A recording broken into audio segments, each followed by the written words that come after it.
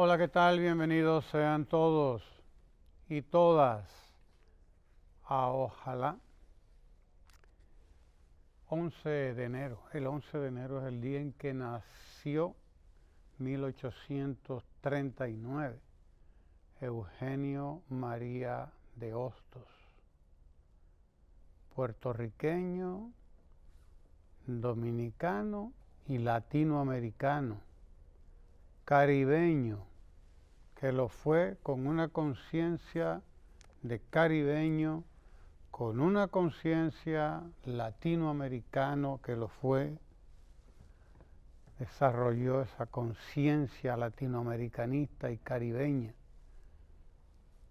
A partir pues de sus estudios y a partir de su convicción de que América Latina y el Caribe, toda la América Latina, es una sola América. Y debía ser eso, una sola América, no una América dividida, como lo está hace tantos años. Tanto, desde la época de Bolívar, comenzaron las patrañas para dividir a América Latina, las patrañas de las potencias extranjeras para dividir y dividir en cada vez más pedazos a América Latina. Hoy siguen las patrañas, Europa, Estados Unidos, siguen en esas patrañas en las que siempre han estado enredadas las potencias extranjeras para imponernos su voluntad, para imponernos sus designios, para imponernos la división, porque es en la división de América Latina, la división de los pueblos de América y del Caribe, es importante, una conquista de las grandes potencias, la división, tanto la división internacional, la separación de nuestros países, como la división interna también. De eso es de lo que se trata, de dividirnos, de separarnos, de colocarnos el uno por allá y el otro por aquí, porque así yo puedo dominarlos. Divídelos para que los venzas. Divide y vencerás, dice el dicho, dice la frase tan conocida. Divide y vencerás.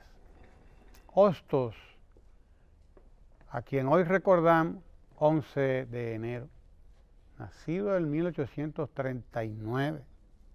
Murió aquí en República Dominicana a los 60 y tantos años, 64 años de edad, muy joven. En los términos de hoy, hubiésemos dicho que murió joven Hostos, muy joven incluso.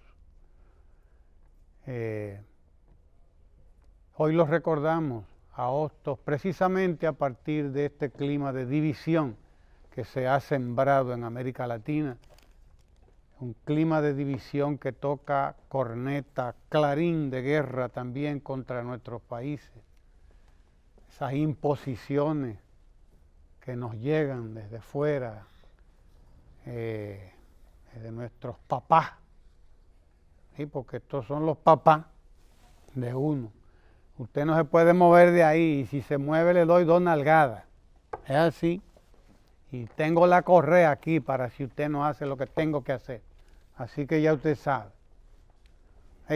Hostos tenía muy claro que solamente unida América Latina podría llegar a ser el gran continente, la gran potencia económica, cultural además, porque tiene América Latina, casi toda la América Latina o toda, porque habría que incluir incluso a los países de habla francesa y de habla portuguesa. Son también latinos, porque el francés y el portugués son lenguas latinas también.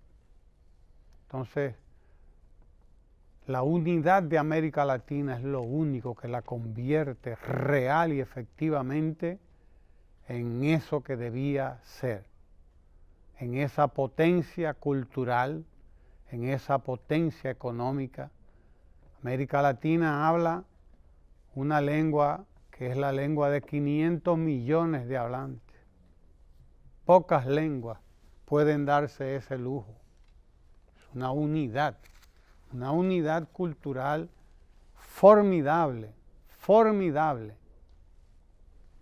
formidable, hay que decirlo.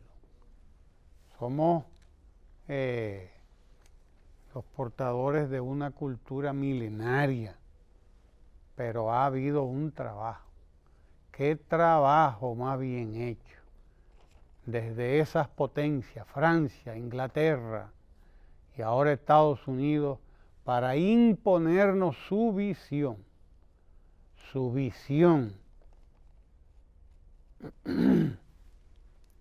una visión divisionista, una visión unilateral totalmente, y una visión, desde luego, que solamente piensa en sus intereses,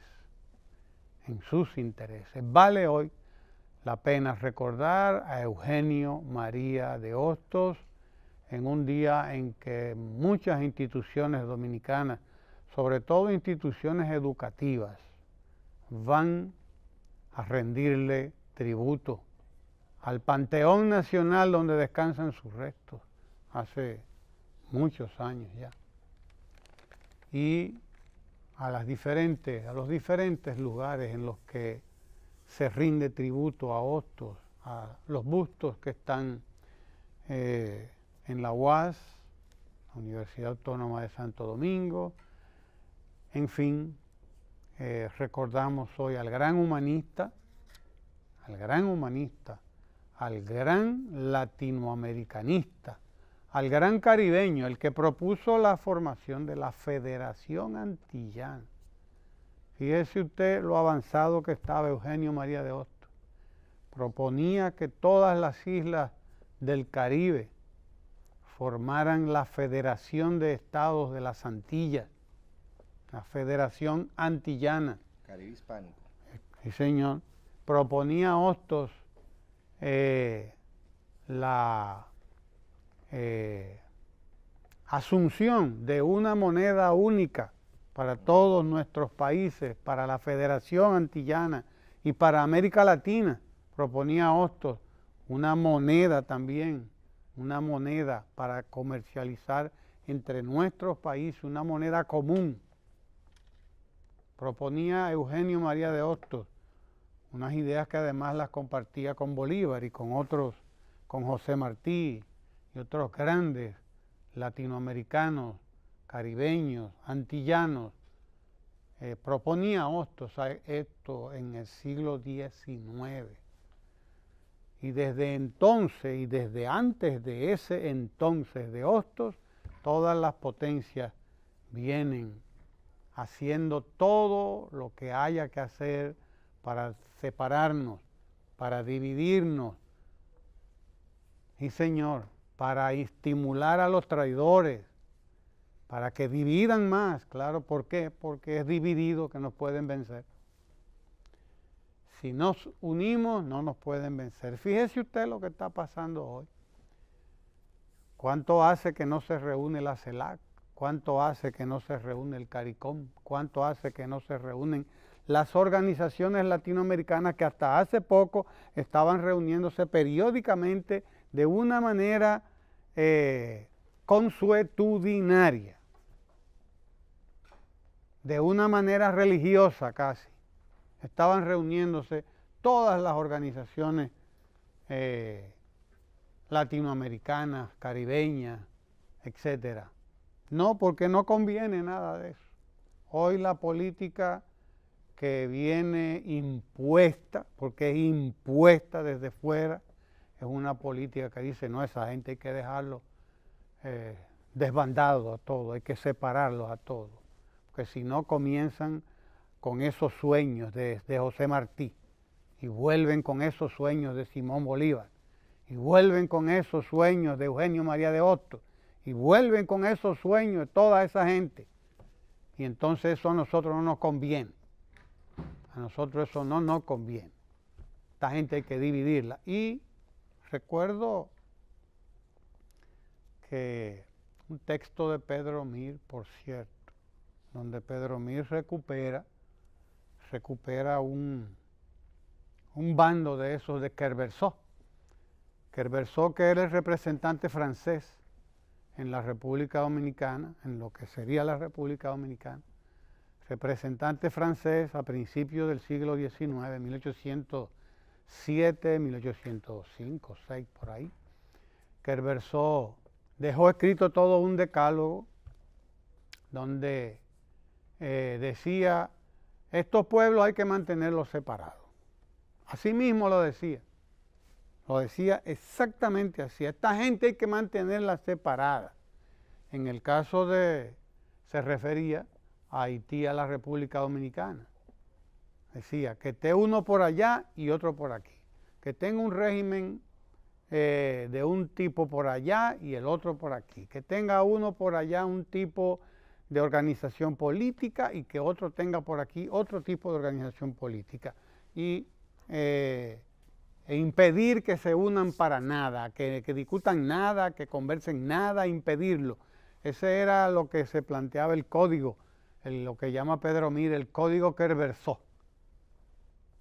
que era eso precisamente, no era más que dejar escrito, como lo dejó el representante francés de Napoleón aquí, lo dejó escrito lo que ya era una política que se venía aplicando desde mucho tiempo antes, de separar a nuestros pueblos, de dividir a nuestros pueblos, dividirlos para conquistarlos, para eso, porque no es para otra cosa, ¿no? Si te divido es para vencerte, si te divido es para imponerte mis criterios y sobre todo para yo explotarte, para eso, para que tu economía pueda estar al servicio mío, al servicio de América para los americanos, como a la doctrina de Monroe, también del siglo y de fines del siglo XIX, principios del 30, que fue la doctrina que empezó a ponerse en marcha para quitar, despojar, arrebatarle a Europa estos dominios que eran europeos en principio. Holanda, Bélgica, Francia, Inglaterra, eran las potencias que dominaban aquí, en América Latina, toda la América Latina. Primero España, desde luego. Primero España y después las guerras de rapiña que escenificaron todos los europeos aquí en contra de España.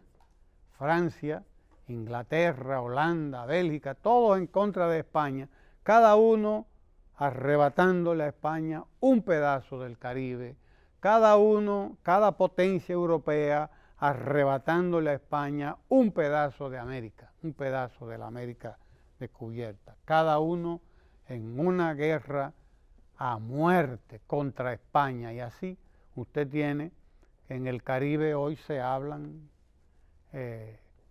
criollos derivados de las lenguas europeas, papiamento, creol, los haitianos hablan un criollo del francés, en fin, se hablan lenguas mezcladas que tienen rasgos del holandés, rasgos del francés, rasgos del inglés, en fin, eso usted lo encuentra, pero eso es lo que quiere decir esas lenguas criollas, es que hubo esa presencia europea aquí, hasta que los Estados Unidos decidieron, no, nada de Europa en aquí.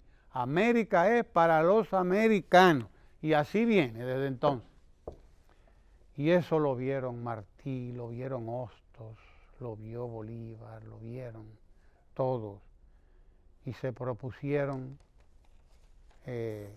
ese objetivo de que América se convirtiera en una potencia cultural, económica, política, con presencia propia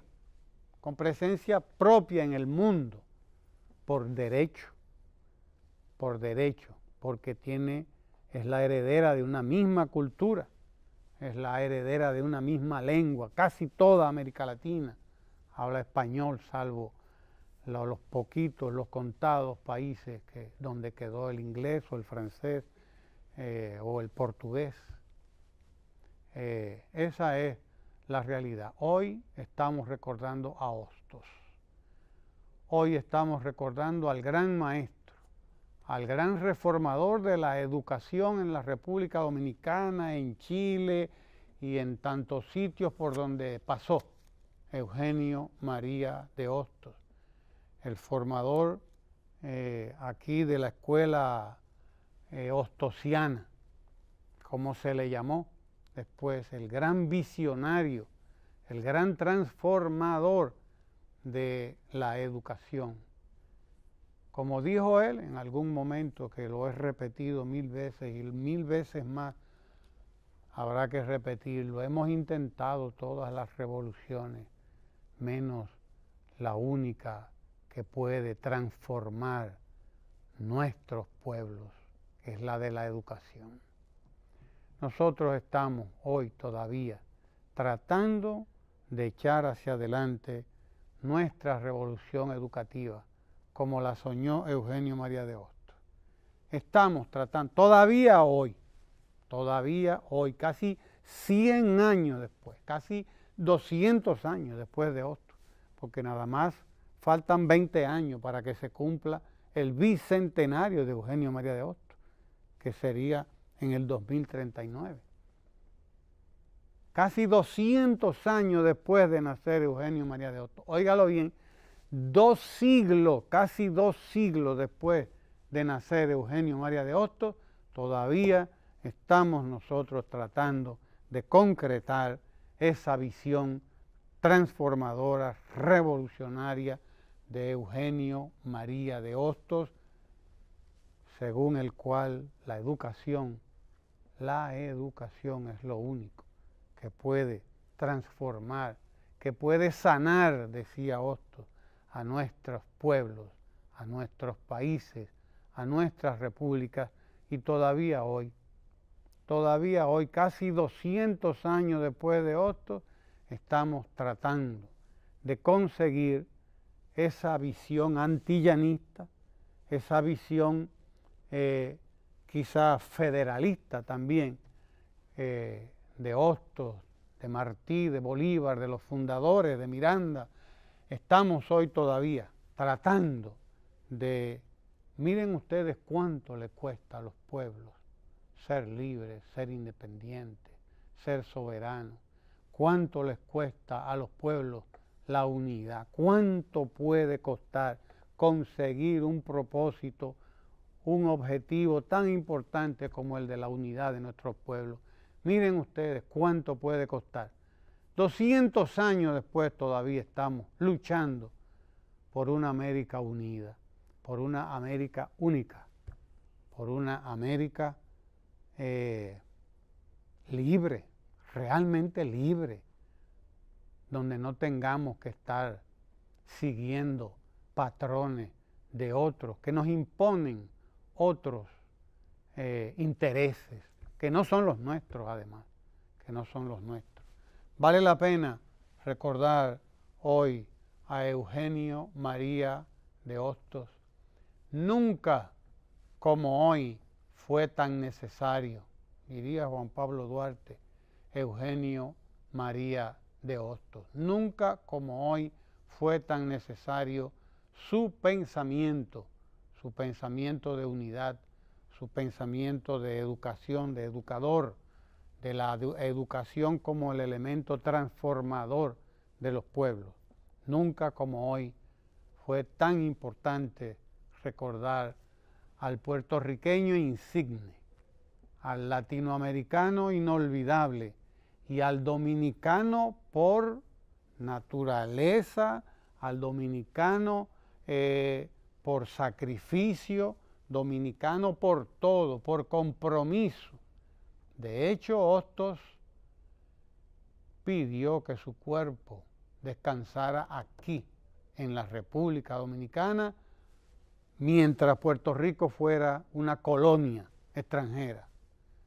Mientras Puerto Rico sea una colonia, dijo, quiero que mi cuerpo descanse en la República Dominicana, y aquí está. Qué bueno que está aquí, ahí donde debe estar, en el Panteón Nacional, con los grandes dominicanos y dominicanas. Ahí está Eugenio María de Hostos, a quien recordamos Ahí está hoy. Santana también. El traidor está ahí también. Sí. Pero bueno, esos son otros 500. Sí. Probablemente el único problemita que tengamos ahí. Sí, problemita no, problemón, imagínese. Bueno, Él Balaguer está ahí no dejó y eso, también ¿no? está María Trinidad Sánchez. Sí. La víctima. Victimario y víctima. Sí, señor, juntos. Estas son de las contradicciones que tiene nuestra historia. El hombre que fusiló y la víctima de su fusilamiento. Gaspar Polanco está ahí, está Pepillo Salcedo también. Víctima y victimario. Pero la historia se hace así, en base a contradicciones y antagonismos. Ahora que usted menciona ese ciudadano de América, como lo llamó Pedro Enrique Sureña, yo quisiera tocar ese tema, pero desde una perspectiva del pensamiento. Porque uno de nuestros grandes problemas que tenemos como dominicanos y como latinoamericanos es que tenemos una débil identidad o un débil orgullo de nuestra identidad. Eugenio María de Hostos, yo he visto mucha gente inclusive reducirlo a un simple educador, como que educador fuera un estatus de menor valía, cuando tenemos en el caso de Eugenio María de Hostos un gran pensador en todo el sentido de la palabra. Hostos, aparte de pensador, fue un hombre de acción y de organización, como usted señalaba. Y he visto personas que minusvaloran a Hostos, minusvaloran todo el pensamiento latinoamericano y presentan que el pensamiento latinoamericano no es más que una repetición del pensamiento europeo. Y usted se encuentra, por ejemplo, con que muchos dominicanos desconocen el legado de Hostos, pero el legado de Pedro Enrique Sureña, a quien creen que solamente es el hijo de Salomé, y Salomé la conocen por 2 o 3 poesías que le enseñaron en el colegio, pero no logran comprender cómo República Dominicana, en un siglo XIX, a finales del siglo XIX, con tanta miseria, que como he dicho, José Ramón López hablaba de la alimentación y las razas, hablando en República Dominicana y estableciendo esa tesis del hambre que había aquí y cómo eso había afectado el desarrollo cognitivo de los dominicanos. Nosotros tenemos una familia de intelectuales como los Enríquez Ureña, pero todo un conjunto de intelectuales que no son solamente los Enríquez Ureña. O sea, la escuela hostosiana sembró a República Dominicana de pensadores y pensadores valientes y patriotas. El caso de Américo Lugo, por ejemplo, un hombre que no se prestó a la tiranía trujillista. El caso de Rafael Justino Castillo, un gran jurista desconocido por muchos, pero un gran precursor de las ideas más avanzadas, que señalaba ya en 1898 cómo era una aberración que un Estado tenga dentro de sí la pena de muerte. Y señalaba cómo los valores de Estados Unidos de América chocaban con la pena de muerte, ahí y en cualquier lugar del mundo, porque él señalaba que Estados Unidos había dejado a la humanidad con la Declaración de los Derechos de Virginia y una serie de documentos de Estados Unidos, la Declaración de Independencia, su Constitución, una serie de valores universales que contrastaban con que el Estado se apropiara de la vida de las personas administrativamente. Él decía, la pena de muerte es una aberración que choca con estos valores. Y nos encontramos con que actualmente el mundo tiene una regresión de valores. Y digo una regresión de valores porque lo preocupante no es que no se están reuniendo otros organismos regionales como la CELAC, que usted mencionaba, y demás organismos regionales que pudiesen ser alternativos. Lo preocupante es que los valores mismos de la Organización de Estados Americanos, de la Organización de las Naciones Unidas, muchas veces son puestas en entredicho cuando personas como este señor que llegó a Brasil ponen en entredicho abiertamente los derechos más esenciales y discriminan a las mujeres y comienzan con un discurso de discriminación hacia los negros inclusive. Y hablan de la pena de muerte, y hablan, pero no de la pena de muerte ni siquiera institucionalizada, hablan de darle pistolas a las personas para que maten. Y eso sí es un atentado a los principios básicos que sustentan tanto a la OEA como a la ONU. Y lo digo porque nada más hay que irse a la Declaración Americana de Derechos Humanos o a la Declaración Universal de Derechos Humanos y usted va a ver que esos principios que enarbolan este tipo de personas chocan abiertamente con esas declaraciones. Y el peligro, y vuelvo y repito, es que nosotros no nos hemos dado cuenta de que, por ejemplo, en lo que es la isla de Santo Domingo, existió la primera universidad del Nuevo Mundo, mientras en otros territorios andaban en taparrabo, aquí había una universidad. Y ese es un hecho innegable, y no una, aquí habían 2 universidades. En el siglo XVI nosotros tuvimos 2 universidades, la Universidad Santo Tomás de Aquino, pero la Universidad o Escuela de Gorgón o de Santiago de la Paz. México, por ejemplo, que es muy también desmeritado, en el siglo XIX, en el siglo XVIII todavía, tenía la universidad más importante de América. Y la cantidad de descubrimientos que tenían y que se figuran en el archivo en la Universidad de México, por allá por 1700 y pico, siglo XVIII, era superior a cualquier universidad, por ejemplo, de Estados Unidos o de cualquier otro rincón de América. Entonces, cuando usted tiene ese tipo de hallazgos en México, por ejemplo, y nosotros no estamos orgullosos de pensadores de la talla de Eugenio María de Hostos o de Pedro Enrique Ureña o de José Carlos Mariátegui en Perú, que son también desconocidos y que no nos nucleamos como un solo bloque.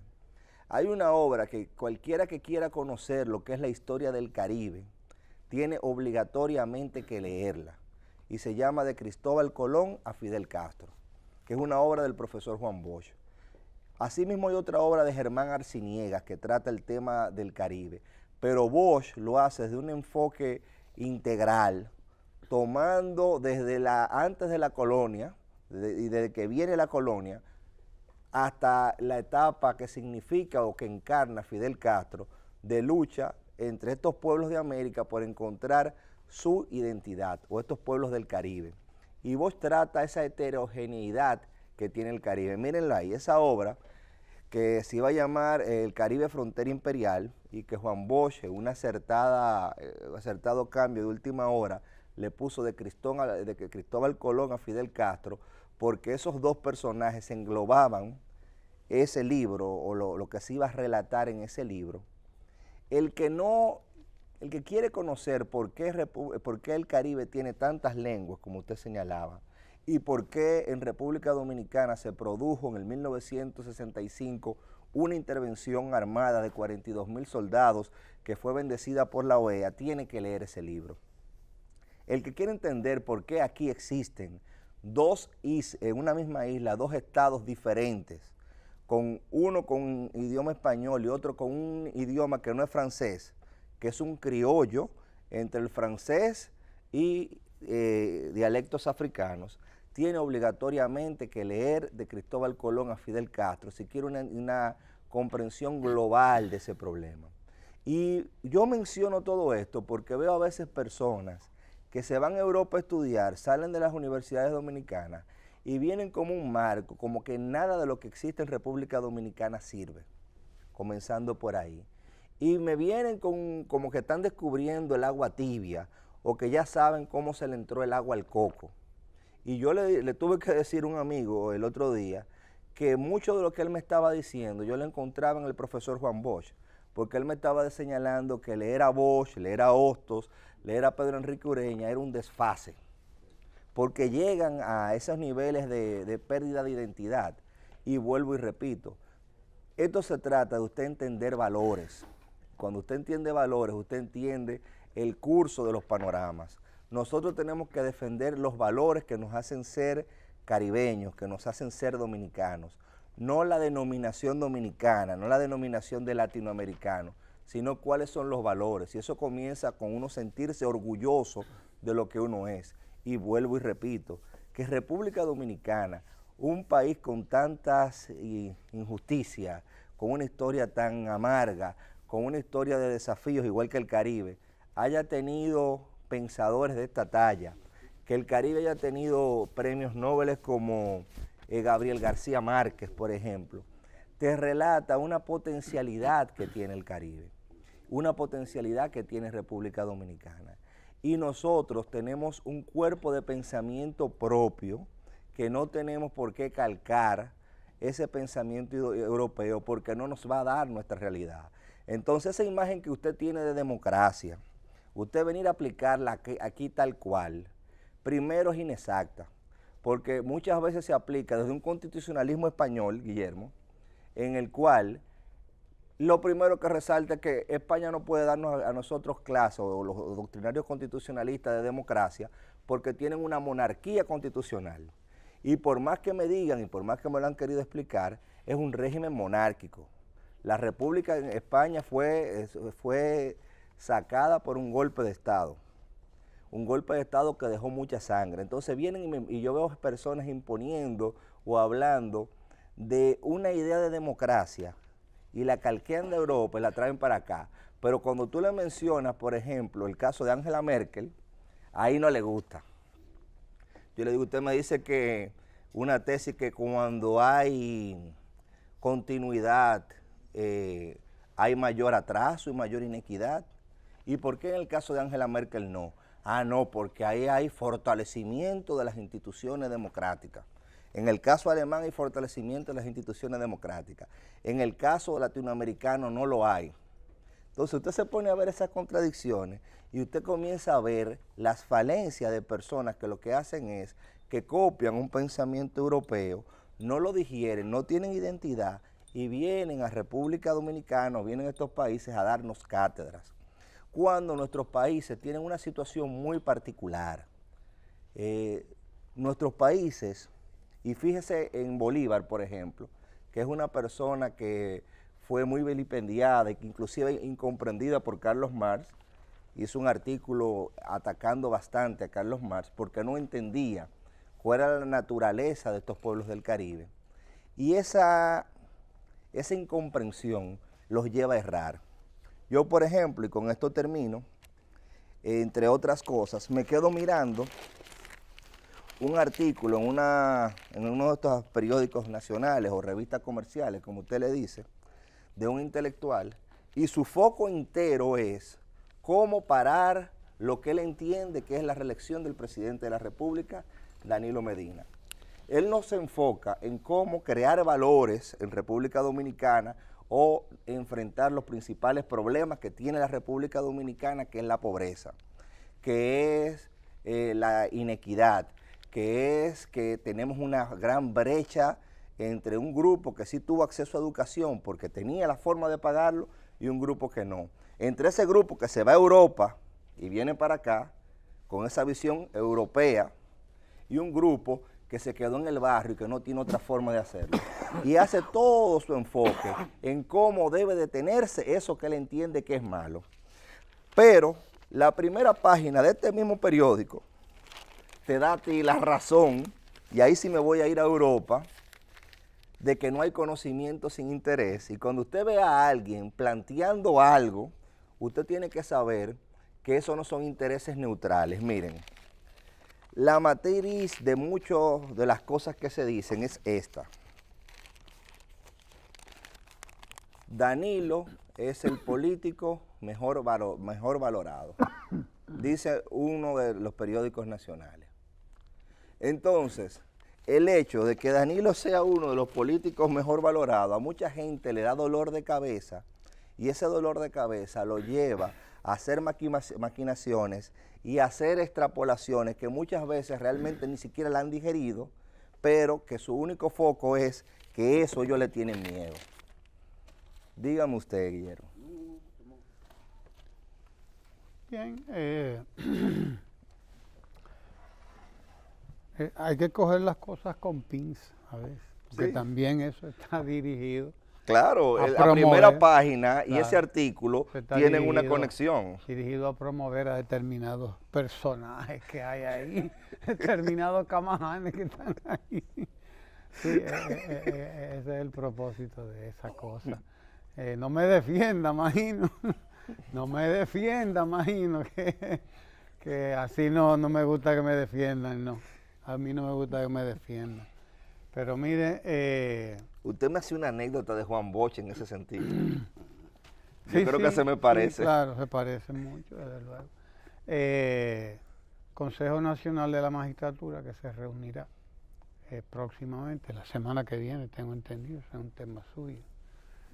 Ayer hubo una rueda de prensa en la que pues se anunció el inicio de los trabajos para el próximo miércoles 16 comenzar a evaluar a los candidatos a cuál es el poder que hay que completar ahora, la Suprema Corte de Justicia. Corte de Justicia, sí señor. Pero resulta bueno que nosotros que estamos en ese proceso de adesentamiento de nuestras instituciones, de fortalecimiento de nuestras No van a tener que buscar un marciano. Sí, de fortalecimiento. No, profesor, van a tener que buscar un marciano porque no quieren que sea nadie con inclinaciones políticas. Claro, no quieren que sea nadie, van a tener que buscar traer uno de Marte, de Plutón. Sí, deberá ser, o bueno, no sé de dónde lo querrán traer. En el fondo no quieren traer a nadie, quieren ponerse ellos. O sea, yo no quiero que sea política la Suprema, pero que yo no quiero yo quiero que no sea política del otro, pero si puede ser política mía, fenómeno, pero claro que sí, porque lo que está detrás de todo eso son intereses, esos intereses. O sea, yo no soy interesado, porque a mí lo único que me interesa es lo mío. Oye, pero qué manera de ser desinteresado, qué manera de ser imparcial tiene usted. Usted se cree que todo el mundo es imparcial cuando le favorece a usted, cuando le conviene a usted, cuando está santificado por usted, es imparcial. Si está santificado por usted o por ustedes, en eso es que nosotros estamos ahora, en esta situación en la que hay gente embarrándolo todo, mandan a 10 muchachos a lanzar excrementos a cualquier sitio, mandan a 10 muchachos, esos muchachos no fueron ellos, no, los mandaron, y no dude usted que le hayan hasta pagado a algunos de ellos, sí señor. Ellos no sabían como ellos sienten, ellos no sabían atacar a la justicia, ellos no tenían un solo argumento en ese momento, siguiendo su misma línea, de por qué ellos hicieron eso cuando le preguntaron. Ellos vinieron y dijeron dos cosas, uno de ellos, y los otros no sabían por qué estaban ahí. Servirse del lumpen siempre ha sido una buena política, lo ha sido para los sectores de poder, porque son sectores de poder además, son sectores que influyen en la sociedad y que por lo tanto participan, tienen poder en la sociedad, esos sectores. A mí que no vengan con historia, yo sí que no caigo en cuenta, soy un mono muy viejo para que me hagan muecas, como decían antes los viejos de nosotros. No, señor, me vengan a mí con cuentos. Nosotros estamos llamados a seguir fortaleciendo nuestras instituciones. Se está haciendo un ejercicio de transparencia que nunca se había hecho. Aquí todos vimos al Consejo Nacional de la Magistratura, donde participa la oposición de este país. Qué bueno que se sepa que la oposición es parte del gobierno. Y es parte del gobierno de la sociedad, es parte del poder en la sociedad, gestiona parte del poder, la que le corresponde, la gestiona y por lo tanto es parte de esto. Aunque después sale hablando disparate, sí, pero va y participa y se reúne y santifica y bueno. Pero aunque después sale hablando disparate. Y cobra también. Y cobra porque entre los que mandaron a tirar ese excremento, había un diputado nacional. Aunque después salen a hablar disparate, pero participan. Ahí están y son copartícipes. Son parte del sistema, son parte del Estado y del statu quo, que no me vengan a mí con historias. Participan, salen después desbarrando, salen después no solo desbarrando, sino embarrando. Pero participaron, estuvieron allí, santificaron y votaron y fueron parte de. Entonces, es un ejercicio el que se ha hecho en el país de escogencia de todas estas altas cortes. Un ejercicio de transparencia, claridad, se evalúa, se entrevista, se carea, porque prácticamente hay un cierto careo, en cierta forma, ¿no? Hay una contrastación entre entre aquel, entre el otro, y la gente lo ve, se transmite, se airea, como dicen ahora, por los canales del Estado, el Canal 4, transparenta todo eso, toda la gente puede ver lo que es lo que se hace, y sin embargo, salen hablando de allí como el que hace ciertas cosas y no las siente. Mire usted qué cosa. Estamos en esto y sin embargo se nos machaca todos los días que somos unos corruptos. Estamos trabajando por el adesentamiento de la sociedad dominicana y se nos machaca todos los días que nosotros no somos transparentes. Estamos entrevistando, estamos presentando, miren, estos son los candidatos, miren las evaluaciones, miren el perfil, miren todo esto, está publicado en internet y todavía se nos dice que no, y que para acá, y que para allá, porque en el fondo hay un objetivo, hay un propósito de desconocer todo lo que se haga en nuestro país. Hay un propósito de desconocerlo todo porque ya usted sabe, lo que hay es que llevar el descontento, el desasosiego, la confusión a la gente, porque en río revuelto ganancia de pescadores. Solamente si confundo a todo el mundo, solamente si embarro, si me levanto a las 5 de la mañana y empiezo a embarrar, solamente así voy a conseguir confundir y solamente así voy a conseguir sembrar en este país de Duarte, de Sánchez, de Mella, en este país de Eugenio María de Hostos, quien recordamos hoy, voy a poder sembrar el descontento que necesito, porque es que necesitan eso. Oiga usted qué oposición y qué tipo de gente más deleznable, más, yo no sé cómo decirlo, más mediocre, porque eso es mediocridad. Cuando usted necesita para llevar a cabo sus propósitos, cuando usted necesita para proponer, hacer sus propuestas, cuando usted necesita para llevar adelante su propósito político, sembrar la confusión, la violencia, el irrespeto, entonces usted está en problema. Créame que usted está en un problema muy grave, muy, pero muy serio. Esa es la verdad. El pulso y mueve, sí señor, sin embargo se mueve. Usted vino de blanco hoy, sí. Usted va a tomar posesión. Y vino como callado él. ¿Usted va a tomar posesión de qué hoy? Que el Maduro fue ayer que tomó posesión en Venezuela. Se oiría bonito el embajador Ricard Calventi. Sería mejor, ¿verdad? Estar lejos. A ustedes no se les podría ocurrir que estoy de luto. ¿De blanco? Puede ser, no, porque tiene una corbata oscura. Ah, no, usted sabe de semiótica, no es negra, profesor, pero es oscura. Usted sí sabe. Yo lo vi azul y pensé que era que estaba con Pelegrín por ahí. No, usted sí sabe. Más amigo de Pelegrín es usted, que es la sayita, igual que usted. Usted me excusa. Yo traje la mía, es rosada. Sí, yo supongo que por algún afeminamiento, digamos, ¿verdad? Usted está como Bolsonaro hoy también, que dice que el rosado de la niña, el azul de los varones.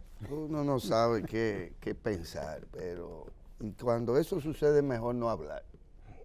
Es mejor ponerse un saco blanco. Ustedes deberían decir que me queda bien, pero sí, vaya. Le queda muy bien. Sí. Le queda muy bien no, su saco blanco. Es mejor, sí, es mejor no dejar pasar algunas cosas y sopesar otras de cara al tiempo y a las decisiones que cada quien tiene que tomar. Y yo quiero reforzar un tanto la farsa, es decir, tratar de que la gente, poner un ejemplo en particular para que se vea cuál es el guión, cuál es, ¿verdad?, el libreto y de cómo actúan los políticos que se disfrazan de blanco, digamos, de blanco, o de blanco y de blanco y de cualquier otro color, o azul, azul oscuro, azules. Esto parece una bandera, ¿verdad? Miren, ayer mismo viendo un reportaje sobre una recepción a propósito de la salida de un conglomerado empresarial, de por ahí de Herrera, creo. Qué bueno que se retira de su labor gremial, qué sé yo, del conglomerado empresarial, y en ese mismo contexto pues dice que él se retira para enfrentar a este gobierno corrupto y a los políticos corruptos y funcionarios corruptos de este gobierno. Que él no lo es, se supone. Por No, claro, y no lo será, porque si tiene toda la vida siendo empresario y no lo es, usted pretende que cuando deje de ser el empresario que no es, sea político. No, él puede ser empresario, lo que no es industrial. Bueno, eso mismo. Porque entonces está en una asociación de industria. Oiga, sí, que ya la sacaron del sitio y dijeron que eso es nacional. Eso, claro. Eso es una especie de CONEP paralelo o de asociación de industriales paralelas. Pero ahí está el ejemplo más claro, más nítido de cómo hay gente que se dedica a pervertir todo. Y usted lo pone en un sitio y alrededor de él en muy poco tiempo ya hay una capa de hongos y de cosas, porque van dañando las cosas. En el movimiento, por ejemplo, popular, o en el movimiento de izquierda, siempre se practicó el anarcosindicalismo, que era coger sindicatos, meterse dentro de un sindicato que se supone que tiene metas y propósitos y reivindicaciones de sus miembros, específicamente de sus miembros, de ese conglomerado, del sindicato que, por cierto, existen sindicatos en la asociación esa. ¿Han existido alguna vez sindicatos en esa zona? Yo creo que esa zona nunca llegó a operar como industrial, realmente. Bueno, pero existen sindicatos. Pero bueno. Que sepamos, ¿no? Que sepamos, yo nunca he visto, ¿verdad?, el grupo sindical de la Asociación de Industriales de Herrera. Nunca ha habido un sindicato. Es decir, usted desarrolla industria, pero prohíbe los sindicatos.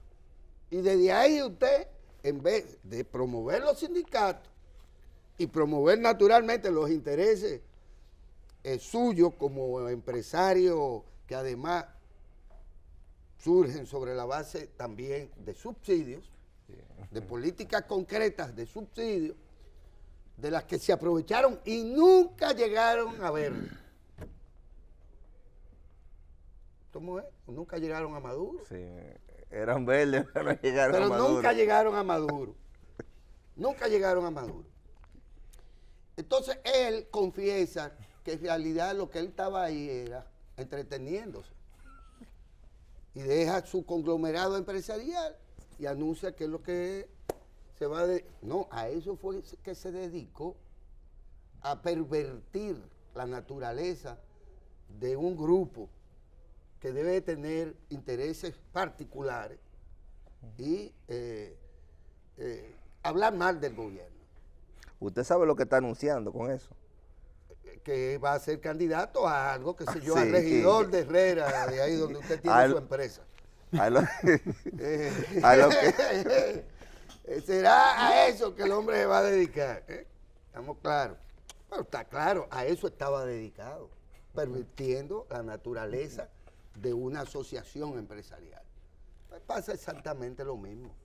Eso es como el caso de los bufetes de abogados. Usted está duro y culvero hoy. Pero es así, es el caso de los bufetes de abogados. Un bufete de abogados se supone que no es un... Partido político. No, que no es un equipo de béisbol, O un partido. ¿verdad? O un partido. Eh, No, porque el partido nunca va a llegar a ser el bufete. ¿Cómo que no? No, ¿qué partido? Ay, Pero mire su camisa. no. Óigame, pero de verdad, ¿qué es lo que resulta? Que hay gente dedicada, por ejemplo, a decir que nos representa a todos en un frente amplio y lo que termina es echando heces fecales. No a la bandera ni a la justicia, sino a todo el mundo. Es decir, decirnos a todos, en realidad, como todos nosotros somos unos escatófagos, como somos unos escatófagos, entonces, ¿qué es lo que tenemos que vomitar? Dígame usted, ¿qué puede vomitar un escatófago? ¿Sabe qué es lo peor de eso? Que fue calcado también de Europa. Sí, porque ni originales son. Es una importación. Y es lo peor. que es de las peores cosas. Pero el dominicano sabe más en general que ellos. Y siempre ha conocido al cojo sentado, al que yo qué, que yo cuánto, que yo cuánto, que yo cuánto. Eso es así. Entonces, hay muchas cosas raras que yo, sobre las que hoy ni siquiera quisiera referirme, porque eso me va a conducir a perder el empleo y a pelear con mi querido hermano Ramón. Yo prefiero no pelear con Ramón y no perder mi empleo y quedarme callado. Por el momento simplemente me visto de blanco, que es el luto de la razón de mi vida. Porque hay posiciones ideológicas que hay que tomarlas. Y si cometo el error de hablar sobre eso en esta ocasión, en este justo momento, aunque lo haga después, voy a perder tantas cosas que no sería lógico que las perdiera por algo que en definitiva pues también es parte de un juego político al que tienen derecho los países, tienen derecho los gobiernos y tienen derecho los partidos. Porque es como uno tener que referirse a la condición de presidente de una organización como la de este individuo, escondido, tapado, amparándose en los empresarios para hacer una labor antigubernamental o sesgada ideológica y políticamente. Es como uno tener que, ¿verdad?, tratar de entender cómo es que el presidente de un partido se da el lujo, fuera del contexto de un congreso, fuera de un congreso partidario o de un órgano de poder de esa organización, que se pueda dar el lujo de decir que él tiene 40 legisladores. Usted dice, pero venga acá, ¿cómo que el presidente de un partido tiene 40 cosas? Sí, como son objetos. Sí, pues son unos objetos que están ahí, ellos no nos representan a ninguno. Yo quiero averiguar cuál es ese que pertenece al otro, por el cual yo voté en las últimas elecciones legislativas. Sí, porque se supone que el poder legislativo representa a un electorado. Y eso es por demarcación. Claro. Pero fíjese en el diputado nacional. No, pues, imagínate, otro invento. Mire, nosotros tenemos aquí a don Nelson de los Santos. Ajá. Sí, entonces, no sé, es que para que vayamos redondeando nuestros comentarios. Sí, no, ya yo voy a dejar esto ahora. No entiendo, sí, porque ya comenzó el pleito. No, Ya comenzó el pleito, ¿eh? Eso es como entender eso. ¿Cómo es posible que usted nada más tiene una parte del todo? ¿Cómo es posible que usted, el conjunto que usted representa, solo representa a 40 tipos que ni siquiera todos hicieron la señal esta, la señal de la Santa Cruz? Mire, yo creo que tenemos que seguir con el optimismo. Bosch decía, resumiendo lo del libro de Cristóbal Colón a Fidel Castro, que la historia del Caribe se puede resumir en 3. Una primera etapa, los conquistadores o los imperios queriendo arrebatarle la tierra a los pueblos originarios. Otra, los imperios luchando entre sí y peleando como si fuera la garrata con puño. Y una tercera, garata, la garata no es con puño. garrata, no, es garata. La garata con puño. ¿Usted nunca peleó garata con No, puño? no la hizo, Perdónalo, Ramón, no por la hizo. favor. Y una tercera etapa en donde los pueblos iban a luchar por liberarse de esos otros imperios que lo habían dominado y construir un futuro mejor. Yo creo que estamos en esa tercera etapa y lo que nos toca es seguir construyendo con acciones concretas y manejando eso que le llaman la realpolitik, el desarrollo de nuestros pueblos. Así es. Mire, yo no tengo ningún empacho. Pero en yo decir- espero que en sea decir Nelson lo de que los yo Santos el pienso. cineasta. No, es el subdirector del INAVIE. Ah, Sí, señor, del Instituto Nacional de Bienestar Estudiantil. Pero quiero cerrar estos comentarios con una ojeada a este editorial de esta revista comercial que dice cualquier barbaridad, desde luego, contra Venezuela en este caso. Porque nosotros hasta ahora hemos visto guerra en Siria, no es desde luego una guerra como se quería plantear, de que una guerra civil, no, era una guerra internacional la que había ahí, Sí. no era un enfrentamiento civil el que había en Siria, Ujú. no señor, era una agresión internacional que continúa además, y en otros lugares, menciono Siria, pero lo que tengo la impresión es de que la guerra se traslada. Y esto es lamentable porque leía un artículo interesantísimo ayer del Financial Times que publica el Diario Libre, por cierto, esa revista comercial llamada Diario Libre, en el día de ayer. Un interesantísimo artículo de un economista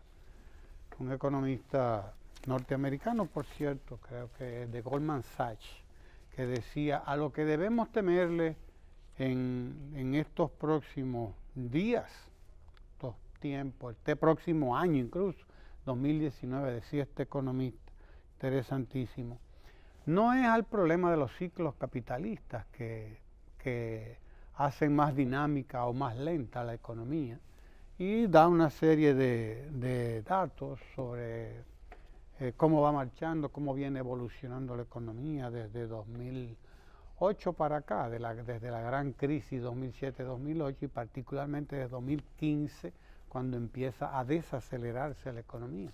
Decía él que esto es relativamente normal y que no hay muchas preocupaciones, que a lo que sí debe mover a preocupación son los factores políticos que pueden poner en riesgo lo que ha alcanzado hasta ahora la economía mundial. La economía mundial, porque hay factores políticos, dice, y señala incluso con su nombre al presidente de los Estados Unidos. Lo señala con su nombre más de una vez. Dice factores políticos que sí son problemáticos y pueden traer serios problemas a la economía mundial. América Latina se enfrenta ahora a una situación bastante delicada. Parece que va a haber